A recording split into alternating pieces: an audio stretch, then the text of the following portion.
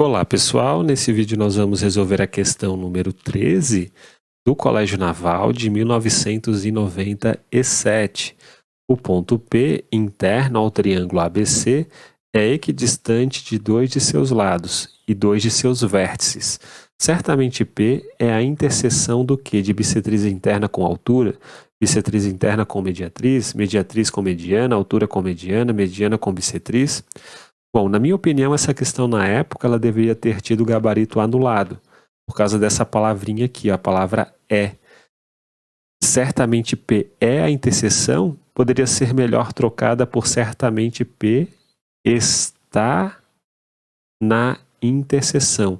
E ao final da aula a gente vai ver o porquê da importância dessa frase aqui, está na. Na verdade, em muitas situações, na maior parte das situações, de fato, o P ele vai ser a interseção de uma bissetriz interna com uma mediatriz dos lados de um triângulo. Mas existem alguns casos em específico que esse P ele não vai ser essa interseção, mas sim ele vai estar na interseção, que muda tudo. Então, vamos primeiro analisar como que a gente faz para construir este ponto P que satisfaz essas condições do enunciado do problema, né? Então, olha só, nosso objetivo inicial, portanto, aqui é construir esse ponto P que equidista de dois lados do triângulo e também que equidista de dois vértices desse triângulo. Como que a gente faz isso? Bom, eu peguei aqui esse triângulo, essa reta vermelha vai ser bissetriz deste ângulo O. Então, aqui nós temos um ângulo que é igual a este ângulo. E uma das propriedades da bissetriz significa que se a gente pegar um ponto P na bissetriz, esse ponto P ele vai ser equidistante aos lados do ângulo. E por que esses dois segmentos que eu fiz em azul, que são perpendiculares aos lados deste ângulo O, eles têm a mesma medida? Porque, olha só, vamos olhar para este triângulo e vamos olhar para este triângulo aqui. Bom, esses dois triângulos eles são no mínimo semelhantes, porque como eles já possuem dois ângulos iguais, então o terceiro ângulo que eu vou colocar aqui, esse terceiro ângulo, ele tem que ser igual. Agora, pelo caso ângulo, lado, ângulo, esse triângulo aqui, ele vai ser congruente a este, ângulo, daí lado, que é um lado comum, ângulo.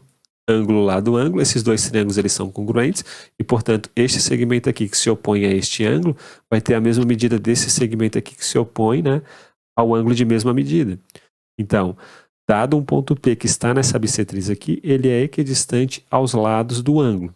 Mas nós queremos mais do que isso. A gente não quer só um ponto P que equidista dos lados do ângulo. A gente quer um ponto P que equidista neste triângulo aqui aos vértices deste triângulo.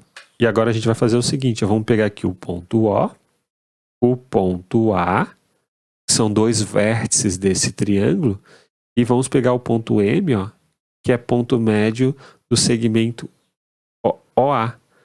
E vamos traçar esta reta, Esta reta que é a famosa mediatriz, Ela passa bem no ponto M e é perpendicular, ao segmento OA. Qual que é a propriedade importante da mediatriz? E se você pegar qualquer ponto da mediatriz, nessa reta azul, esse ponto aqui, o ponto P, ele vai equidistar dos extremos do segmento OA. Então, os dois segmentos aqui em verde que eu fiz, eles são congruentes. E por que eles são congruentes? Porque a gente sabe que este segmento aqui, tem a mesma medida esse porque M é o ponto médio. Então, pelo caso lado, ângulo, lado, ângulo de 90 graus, lado, que é um lado comum aos dois triângulos. Então, pelo caso lado, ângulo, lado, esse triângulo aqui à esquerda vai ser congruente a esse triângulo aqui à direita. E, portanto, os dois segmentos verdes, que se opõem aos ângulos de 90 graus, eles são congruentes. Logo, dado um ponto P que está na mediatriz, ele vai ser equidistante aos extremos do segmento. Como eu falei, a gente quer um ponto P que satisfaça as duas condições ao mesmo tempo, as duas propriedades. Ele tem que ser equidistante a dois lados do triângulo, ele tem que ser também equidistante a dois vértices do triângulo. Bom, olhando para essa figura aqui, quem que pode ser esse ponto P? É esse aqui, ó. Esse ponto P, ele é a interseção de uma mediatriz com uma bissetriz, como nos diz a letra B. Ele é equidistante aos lados do triângulo e ele é equidistante aos vértices do triângulo, porque ele está bissetriz e está em uma mediatriz.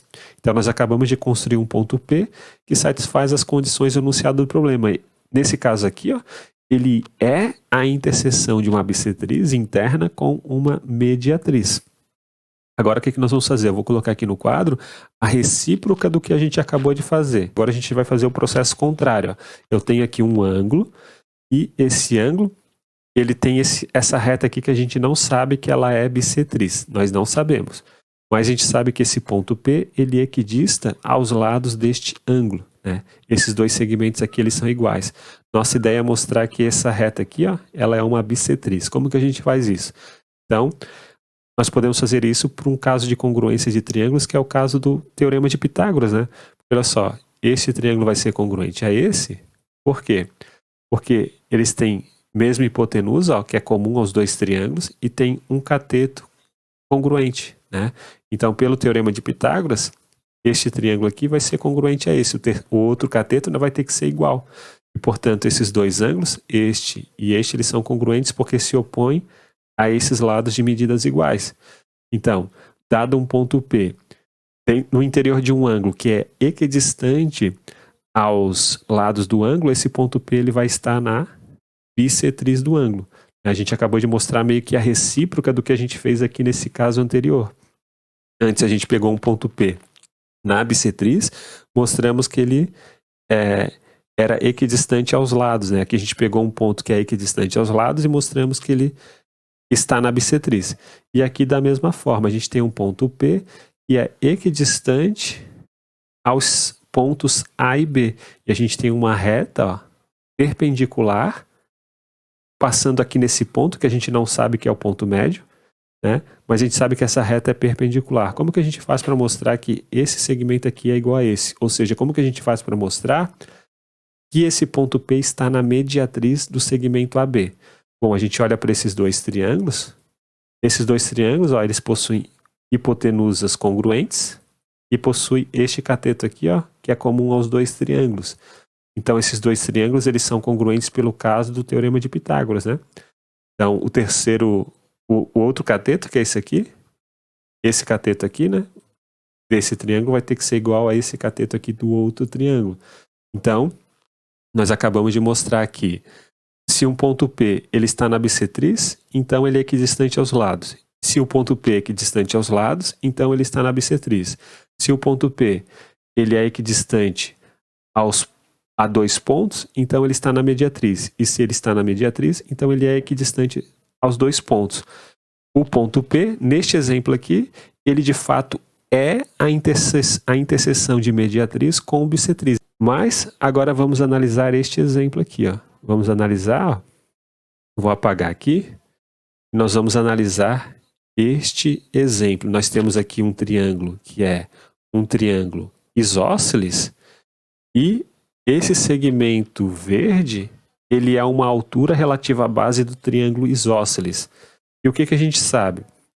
Nós sabemos que a altura de um triângulo isósceles, que é esse segmento verde aqui, relativo à base, ela é, além de altura, ela vai ser bissetriz aqui desse segmento, ela vai ser mediatriz, melhor dizendo, do segmento AB, e ela vai ser bissetriz deste ângulo. Ó.